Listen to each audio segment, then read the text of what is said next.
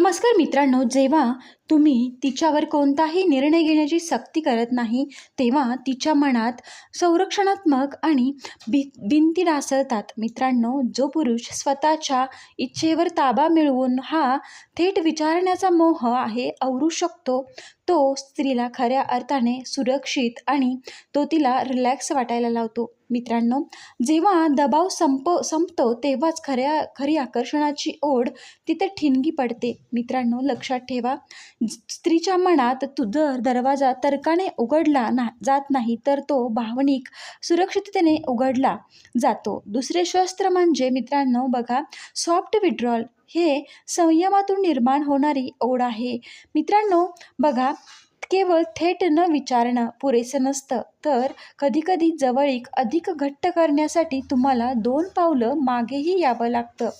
यालाच सायकोलॉजीमध्ये soft withdrawal effect असंही म्हणतात. मित्रांनो, ही डार्क सायकोलॉजीमधील सर्वात स्मूथ आणि प्रभावी पद्धत अशी मानली जाते. बहुतेकांना असं वाटतं की एखाद्या व्यक्तीच्या जवळ जाण्यासाठी सतत तिचा पाठपुरावा करणं, सतत मेसेजेस करणं किंवा सतत लक्ष देणं गरजेचं आहे. पण सावध राहा मित्रांनो, हा सततचा पाठपुरावा समोरच्या व्यक्तीला धाक दाखवल्यासारखा वाटू शकतो आणि तुमच्यातील हतबलता सिद्ध करतो. म्हणूनच स्टोक तत्वज्ञान सांगतात की या गोष्टींसाठी आपण जास्त धडपडतो ती गोष्ट आपल्यापासून लांब पळते.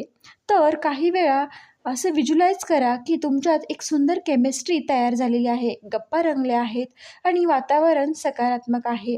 मित्रांनो, अशा वेळी जेव्हा सर्व काही परफेक्ट वाटत असतं, तेव्हा अचानक सूक्ष्मपणे थोडं मागे सरका आणि समजा तुम्ही जवळ जाऊन गप्पा बोलताय, तर अशा वेळी बोलता बोलता सहज थोडं शारीरिक अंतर वाढवा किंवा आपली नजर काही क्षणासाठी दुसरीकडे वळवून शांत राहा. या एका साध्या आणि शांत कृतीने तिच्या मनात विचारांचं चक्र वेगाने सुरू होतं. आत्तापर्यंत तिला काही खात्री होती की तुमचं पूर्ण लक्ष तिच्यावर आहे, पण तुमच्या या अचानक मागे सरकण्याने तिला धक्का बसतोच.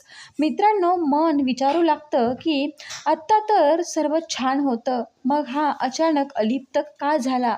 यालाच माझ्यातला काय संपलं आहे, की मी काही चूक केली आहे, की जी भावनिक पोकळी तुम्ही निर्माण करताना ती भरून काढण्यासाठी ती स्त्री स्वतःहून तुमच्याकडे झुकू लागते. ही मानवी स्वभाव आहे आणि जे सहज आणि सतत उपलब्ध असतं त्याची किंमत उरत नाही, पण जे थोडं लांब जातं ते मिळवण्यासाठी मन मात्र धडपड करू लागतं. मित्रांनो, जेव्हा तुम्ही मागे सरकता तेव्हा तुम्ही हे सिद्ध करता की तुम्ही स्वतःच्या भावनांचे मालक आहात.